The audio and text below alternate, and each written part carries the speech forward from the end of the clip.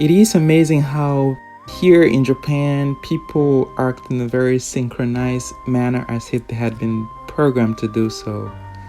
When I first moved here in 2018, the summer, I was not sure on how much time I will spend to do what I'd come here to do or to work or study in Japan. However, I did love the change. Learning other cultures and traveling around the world was something that I had loved to do when I was very young. I had learned earlier other cultures, including those from Africa, North America, and now it was time for me to study that of Asia, including Japan. And this was quite different from Western cultures and from the French cultures I was used to.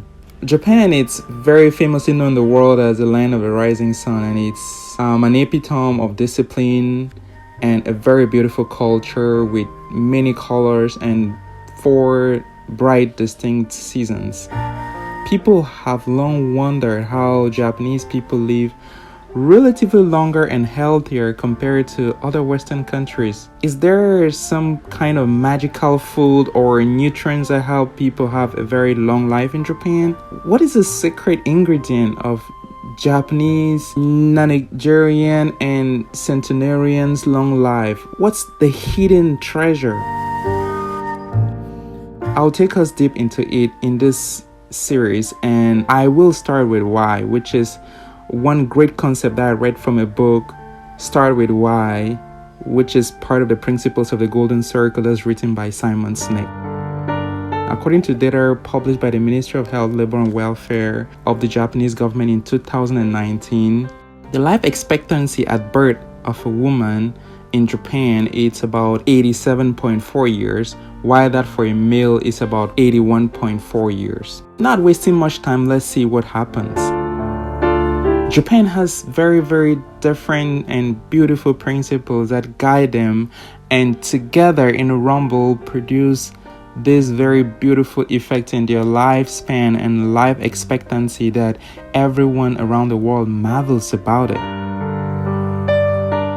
We would see a little bit, and I would like us to start with the very beautiful concept of ikigai, which is another very beautiful word in French, joie de vivre. Most Japanese live with this principle of ikigai, which is a very ancient thinking, and ancient philosophers and preachers think that it is something that we must pursue in our lives if we want to have meaning. So the concept of ikigai preaches that one must seek for some joy and find a purpose in their life instead of merely existing to satisfy the basic life's need. It's about having a practice that guides you towards fulfillment. It is not instant gratification, but it's something surely defining your purpose in life, your mission, your ambition, and fighting to discover your full potential. The aim is to define what you can best contribute to the world, what you're good at,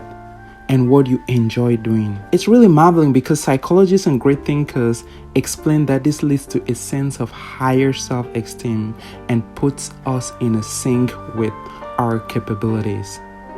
That is a whole beautiful picture of ikigai. Many cultures, like the African cultures, Western cultures, do not really practice this, and this is one of the things that makes the Japanese life expectancy really long. Let's look at something again very beautiful that I would like us to remember. Do you remember the Toyota, the Nissan, very beautiful cars? There is this very famous principle that is known as ditch the car and walk. Today, in Western cultures, we are very fond of taking a car to go for a ride, just to go do some groceries. We need to go using the car or, a scooter. But in Japan, don't be fooled by this. Japanese offices are set in a way that they will either transit or walk on foot for not very long distances and not very short distances, say 15 minutes walk. Take a look at me going to the office. From the station right to my office, it's about 9 minutes on foot. Being active is quite important here. An average Japanese person loves to stay active. They walk, they take staircases, they squat. You remember the seiza? It's a very traditional socializing position of kneeling that involves resting on one's shin and tucking the feet under one's bosom. Do you remember that? Or do you remember this other one called the shundan kuru? It's a Japanese act where the kind of synchronized precision walking, and their toilets are designed for them to squat, not just sitting and relaxing and going through social media or something. This ensures that their bodies are always engaged and stay active, and this makes them to live a happier and a healthier life. This is very favorable and important for bowel movements and muscles. An average Japanese person would rather prefer to take a train or walk to the office or home rather than use a car for about 20 minutes distance. That's quite doable in Japan, and everyone does that. Again, there's this famous one that we call Hara bun. This is very important and nice one because it means that one must eat only until they're about 80% full. The brain is very complex in the way it functions, but it's lazy to a certain extent with regards to this because it takes the brain about 20 minutes to give the body the signal that you are already full or you're satisfied or you should stop eating. So this common practice of hara hangbun in Japan helps them in the traditional sense to know and to remind the body that you should stop eating when you're about 80% full. If you actually eat and you feel full, it means you're already 100%. So hara bunks like the clock that reminds you to stop eating. And that's why in Japan, smaller portions are served and people are encouraged to eat very slowly so that their brain can be able to tell them when they are 80% full. One other awesome thing about Japan that makes it very beautiful is that the streets are extremely clean. Some people perform aquaculture using their gutters. Japan has really advanced healthcare systems as well, and regular health campaigns to guide people to incorporate healthy lifestyles like reducing salt consumption, free treatment for tuberculosis are norms in the Japanese society. Japan invests in its public health system, and this started since the 1950s, and they created very good health systems and hygienic conditions. If you go around the street of Japan, you wouldn't see trash bags anywhere. It is quite amazing, but everywhere is clean and there's no littering of papers or stuff. People rather prefer to keep their trash in their bags and reach home and put them in the trash bags. And there is a very, very strict and stringent sorting of trash in Japan. It is quite amazing. So much so that if a foreigner moves into a new neighborhood and doesn't do that, they quickly know and they put a notice by your door or in your mailbox to say, please, this is a schedule, this is how you're supposed to sort out your trash, and these are the days that the trash car passes to collect the trash. The Japanese are fastidious about hygiene-related practices. Landfill sites are not a menace but are turned into eco-friendly parks. It is quite very beautiful.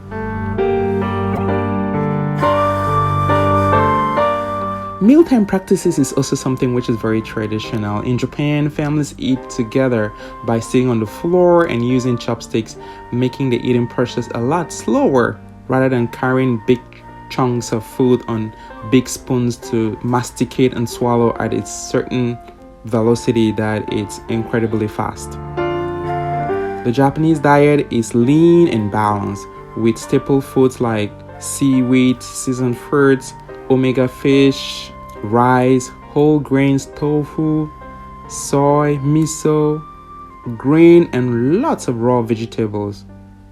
Low amounts of saturated fats and sugar are loaded with vitamins and minerals. And in Japan, sweetened drinks are usually very, very non-advisable for the general population. In Japan, every average Japanese will always want to have a cup of tea or a bottle of water. Who has not heard of the Japanese traditional tea ceremony or sip of a great matcha? The Japanese ancient drink is rich in antioxidants that boost the immune system, aids in digestion, it combats constipation, it helps fight cancer, it boosts your energy, and it regulates your blood pressure. Some say that there are certain elements in the tea brew that enhances cells health and helps neurons fight age-related deterioration, and including diseases such as Alzheimer and dementia. Well, saying that this is not the least, it is just the last on the list of many things the Japanese do. The elderly and the aging are taken care of in a very fantastic manner. The old and the aging population are much more in a form of nuclear family here in Japan compared to many Western countries. Much like in poorer countries, these grandparents usually will take part in family meetings, join in dinners with younger generations, and they will transmit older knowledge from their learned behaviors in the past to the newer generations. It is normal for grandparents to spend time with grandchildren and impart some traditional wisdom into them in Japan compared to many Western cultures. So that is what happens in Japan. Many countries around the world could learn about this as well, including North America, Africa, Latin America, in order to have a very beautiful life and live with fewer obesity-related diseases such as diabetes, hypertension, cardiovascular diseases. If you really enjoy this and you want more, of course we will let you know why the Japanese people live very long.